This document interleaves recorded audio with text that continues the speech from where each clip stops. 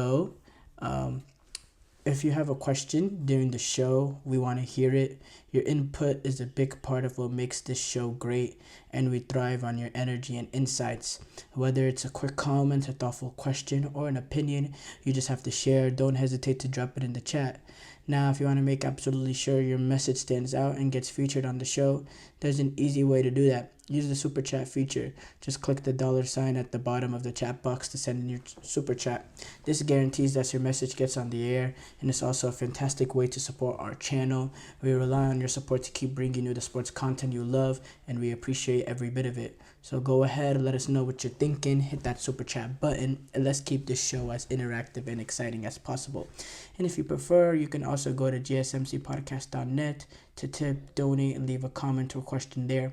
We couldn't do what we do without your amazing support, and we're so thankful to have you as part of our community. Time to go back though. Liverpool defeated Manchester United 7-0. Not 7-0, 3-0. I'm going back and thinking about that last game. That one game. Behind 2 goals from Luis Diaz in the 35th and 42nd minute. And then Salah was able to score third in the 56th minute. And look, we can read the stats. I don't think it really tells much of the story. 11 shots for Liverpool, 8 shots for United, 3 shots on target for Liverpool, 3 shots on target for United, 47% possession for Liverpool, 53% possession for United. But I have to say, within the run of play, Liverpool were far better, the better team. They look much more decisive, they were much more clinical. They had a much better cutting edge. Like early on in the game, United had some positive moments and really, performed well in the early parts of the game, but then there was a shift of momentum suddenly sort of halfway through the first half, and Liverpool just looked like the dominant team for there, looked more comfortable, looked more clinical, looked more decisive, looked more dangerous. Now the first 2 goals come, it's obvious. There came straight off Casemiro mistakes. In the first goal, he hits a ball that gets intercepted in midfield that leads straight to an attack on the other way. And the second, he is kind of being clumsy in possession, loses the ball, not on the edge of the box, but close to the penalty box, leads to quick chance for Liverpool. 2-0 Luis Diaz on the back post. And, and then he gets subbed off at halftime. That's something we'll touch on later on. But then the third goal comes on another play, another, counter attack. It reaches to Salah on the left-hand side. And I have to say, very, very poor goalkeeping. Originally when I watched that goal, I was, it just didn't seem right that was able to beat Onana from there. It was, on his near post. He was on the line for some reason. He was on the line, and it seemed like he was way too protecting of that back post, because that ball was not even in the corner. It was a well-placed, it had a pace on it, it was a well-placed strike, but it wasn't in the corner of the goal. It was enough centrally that Onana should have been able to save that. His starting positioning was bad, his reflexes was not good enough, and he shouldn't have been on the line. He should have been 1-2 yards above the line to lower the angle down. For me, that was a really poor mistake, and not a lot of people are talking about it. For some reason, but for me, you cannot get beat in that sort of positioning, so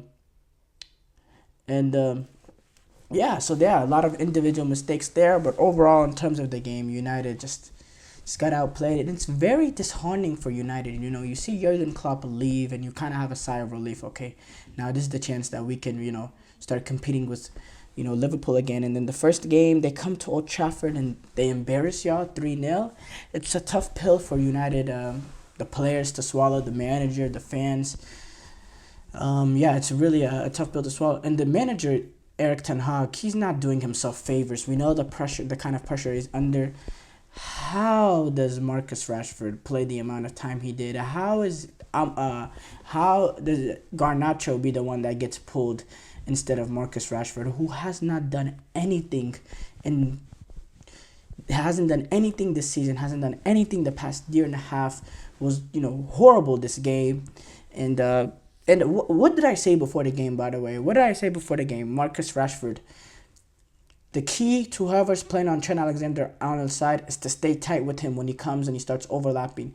How many times did Trent Alexander-Arnold have time to play a ball? How many times? And it led to the goal. It led to it led to opportunities. It led to that goal with Diaz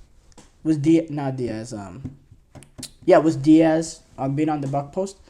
Because Marcus Rashford, he did a decent job tracking back, but he didn't do the finishing job of sticking tight to Trent Alexander-Arnold. He got a little lazy at the end, and Trent Alexander-Arnold had a constant amount of time to pick out passes and all that. And again, that's what I said. That's one of the keys in the game. Also, another key I said in the game is how United attack this game, how open they leave themselves. They looked very susceptible in transition again. Very, very susceptible. Now, the first two goals, you can't really blame their transition defense because their midfielder, their holding midfielder, the one that's supposed to run the show, really put them in awkward positioning, losing the ball in bad areas. But for me, I mean, again, their transition defending was not good enough, I have to say, with Manchester United. Just big problems with United, in my opinion. They didn't look... They had a very good start to the game. That's the sort of ironic part. They had a very good start of the game, but then suddenly just the momentum shifted completely the other way. And now going with the Casemiro thing getting subbed off at half is not, we never want to see a sort of player playing at this sort of level, get humiliated like that, who's had some of the best highs in his career. When you talk about the Champions Leagues, the La Liga titles, he's done it all, Club World Cup. But it's just clearly off it, he's making mistakes that are costing the team, especially in this game, and he just doesn't look like the player he once was. And it's sad about, I don't think Casemiro is done or anything. I think this is a bad performance, for him. And it happens. You remember Thiago Silva in his opening game for Chelsea, or for one of the first few games, he made a horrendous mistake to West Ham. Against West Brom. It ended up costing us points there. So look, I'm not here to bash Casemiro, but he's just not the player that he once was. And Ugarte coming in there will make a difference, for sure, because he'll do the defensive work that Casemiro can't do as well anymore with the athleticism. And he also has a good enough ability to control the ball, to control tempo in midfield. And Kobbie Mainoo, defensively, that's not his game. We've realized this for now. He doesn't defend, so it'll also be a protection for Kobbie Mainoo being in there. Xerxes wasn't really involved enough. The few times that he got in, he wasn't really great. There was one play where he kind of waited for the ball to come to him instead of attacking, going through the ball. He sort of waited, allowed the defender to sort of to make a play on the ball. And then, with United, it's just a never-ending cycle of disappointment. I just have to say, as far as Liverpool, great performance. Clinical, dangerous, decisive, ruthless. Mohamed Salah, for me, he's still up there with one of the best players in the world. We'll talk about Erling Haaland later being potentially the best player in the world. For me, Mo Salah is still there. The quality he has. And I questioned him a little bit at the end of the season, last season. Is he declining? No, he's not declining. He's still a great player. He still has pace. He still has that goal-scoring knack to him. He's a dominant player playing on that right-hand side. We see what Luis Diaz can do as well, getting 2 goals. His pace, his skill level. Gravenberch has been sort of a revelation for Liverpool this season, sort of playing in an unnatural role, sort of playing a little bit deeper in midfield. He's been very, very comfortable, and he's played there like he's played there all of his career. He's been very, very good. Defensively as well, Liverpool were very, very solid, didn't give up much. We know Alisson, still the best keeper in the world. For me, or one of the best goalkeepers in the world. For me, Liverpool, this is a 10 out of 10 performance, and they're really building themselves up as a credible title contender, which I was sort of doubting entering the season. I believe I had Liverpool 4th. I didn't even have them in the top 3. Well, they're looking very credible. They're looking ruthless. They're looking hungry, and for me, they are a team not to be reckoned with, because look, you see the performance they had, and then they have the ability to bring on like Darwin Nunez and Cody Gakpo off the bench, that's a really talented team, and they're playing some really, really good football. I love the way Arne Slot has this team sort of set up. We're getting more and more of an idea of how this team wants to go about it game by game. For me, I have to say, Liverpool are a team not to be reckoned with, for sure. They're a very brilliant team, very good in terms of all aspects. There was one thing I wanted to point out that I forgot to point out on the show. Yes, there was some interesting comments that Salah made regarding Liverpool, saying, he essentially said, here, I don't want to quote him. I said, this is what Mohamed Salah said. I had a good summer and had a long time to myself to try to stay positive because, as you know, it's my last year at the club. I just want to enjoy it and I don't want to think about it. I feel like I'm free to play football, and then we'll see what happens next year. Yeah, that's very interesting. Number one, nobody's running away with those sort of comments. Usually when someone makes those sort of comments, especially a player like Salah, it's the people are gonna start talking. Oh, this is his last season. This is his,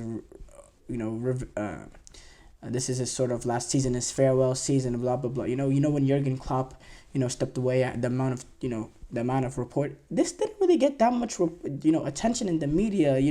Which was really shocking to me because he's essentially saying this is my last year at the club. And the talk around the media is Liverpool need to do everything they can to keep him. And people are sort of looking at his comments as sort of a negotiation tactic. But I don't know. And I hope it's not his last year at Liverpool. He's at this sort of level. He cannot go to Saudi. He can just offer so much still to football. And I think it's very vital for Liverpool to sort of, make that decision. Not make that decision, but to get the contract done. If it comes down to the fact, if it's a money matter or anything, I think Liverpool, need to put the money on the table. And hopefully we get to see Salah more in the Premier League, longer at Liverpool, because he's just such a talent. He's such a talent.